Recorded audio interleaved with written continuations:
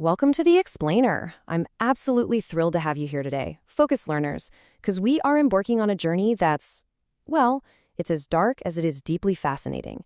Today, we're exploring the staggering evolution of human punishments.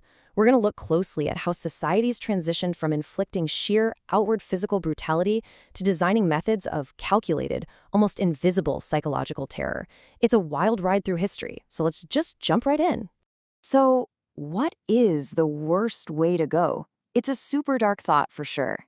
But it turns out our ancestors had unbelievably horrifying and incredibly varied answers to this exact question. As you're going to see, the depths of human imagination when it comes to inflicting pain, they are truly boundless. Okay, let's dive into this. Here's our roadmap for today. We'll start by establishing the brutal baseline of medieval life, then move into weaponized nature, explore the macabre theater of public suffering, examine some dangerously creative cruelty, and finally, look at breaking the human mind. Section 1. The brutal baseline. Everyday life in the Dark Ages. To really grasp the severity of historical punishments, we've got to understand the vibe of that era. Everyday life in the Dark Ages was so incredibly violent that lethal games of mob football were just a common pastime. Seriously, it was pure chaos where players literally ran into daggers and killed each other.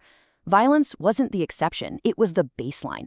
And because of that, just consider this staggering number, 110.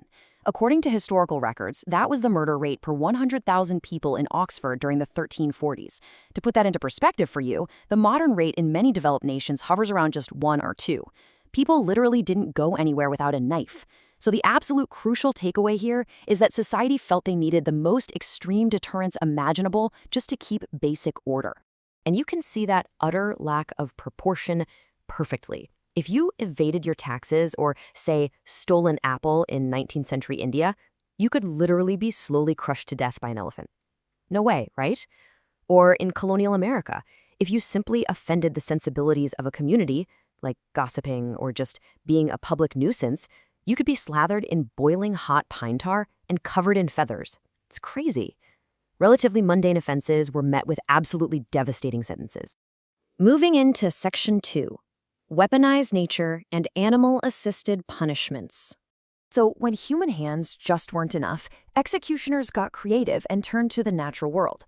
They figured out they could weaponize the raw instincts of animals to do their gruesome work for them. Take this bizarre ancient Roman sentence, for example, ponacilli, or the penalty of the sack. Now, this was strictly reserved for parricide, which is the crime of murdering a family member. The victim was sewn inside a thick leather bag and tossed into a river or the ocean. But here's the thing, drowning was only a tiny part of the actual horror. Because look at what else was in the sack with them. To ensure the murderer wasn't lonely, the Romans throw in a dog, a rooster, a venomous viper, and a monkey. Just let that sink in. As the airtight sack slowly filled with freezing water, these panicked, terrified animals would viciously tear each other and the convicted human to absolute shreds. It was literally pure enclosed chaos. Now, if you thought the sack was bad, just wait until you hear about Scaphism. This originated in the ancient Persian Empire, and it's often associated with the phrase milk and honey. Now, milk and honey sounds kind of like a luxury spa treatment today, right? Unfortunately, it was actually the catalyst for quite possibly the most disgusting punishment ever devised. Let me walk you systematically through this procedural horror. First off, the victim was force-fed massive quantities of milk and honey until they developed severe diarrhea. Then, they were tied down and sandwiched between 2 boats with just their head, arms, and legs sticking out, and pushed right into a stagnant swamp. Finally, their exposed skin was slathered in even more honey. Try to imagine the pure terror of being completely immobile as the scent of sweet honey mixed with human waste attracted massive swarms of wasps, flies, parasites, and rats, which would slowly devour the person alive. Now, what's really interesting about this is the sheer endurance of the human body. The Greek essayist Plutarch actually documented a case of a Persian soldier who was subjected to Scaphism. Get this, the executioners brought him back to shore daily to force-feed him more milk and honey, artificially prolonging his life. He miraculously or tragically survived in those boats for 17 agonizing days before finally succumbing. All right, Section 3. theater of public suffering, the macabre spectacle. Historically, punishment wasn't just about killing or hurting the criminal. Oh no, it was a highly visible, theatrical warning, specifically designed to keep the entire community in line. The gibbet was basically the ultimate medieval public service announcement. After the Murder Act was passed in England in 1752, criminals were forced into these incredibly tight steel cages and hung 30 feet in the air over busy highways or waterways. They were left there to die of exposure and starvation, and their bodies just sat there rotting for years, sometimes decades, acting as this grim roadside attraction. But you see, punishment is rarely isolated. This public suffering usually became an unbearable nightmare for the innocent locals living nearby. As one historical account points out, the stench of rotting flesh was so potent to the point that people would shut their windows against it. Literally, imagine living right near a gibbet. The smell was so impossibly foul that you couldn't even sleep at night. The punishment essentially inflicted total misery on the entire surrounding town. On to Section 4, Creative Cruelty, Ingenious Devices of Agony. We now shift focus to the truly dark side of human engineering. This is where inventors applied complex mechanics and brilliant craftsmanship specifically to maximize physical suffering. Just compare these two terrifying machines. First, you've got the rack, a mechanical police system used heavily in the London Tower to extract confessions. Executioners would slowly crank a wheel until a prisoner's elbows, shoulders, and hips literally dislocated. Then, there's the brazen bull of ancient Greece. A victim was locked inside a hollow bronze statue, and a fire was lit underneath. But the genius, and I definitely use that word loosely, was in the acoustic tubes built into the bull's nose. It actively converted the victim's dying screams into the sound of an angry bull, which basically provided background music for the tyrant king Philares. But there's a really morbidly ironic anecdote here. The brilliant inventor of the brazen bull was a guy named Perilos. When he proudly presented his shiny new torture device to King Philares, the king decided he wanted to test those acoustic horns out right away by shoving Perilos inside and lighting a fire. Wow, it's a stark historical reminder that those who design cruel systems very often fall prey to them.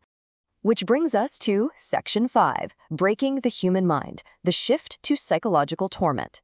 As society advanced and our laws became supposedly more humane, our methods of cruelty didn't actually disappear. They merely evolved. We've fundamentally shifted from breaking the physical body to breaking the human mind.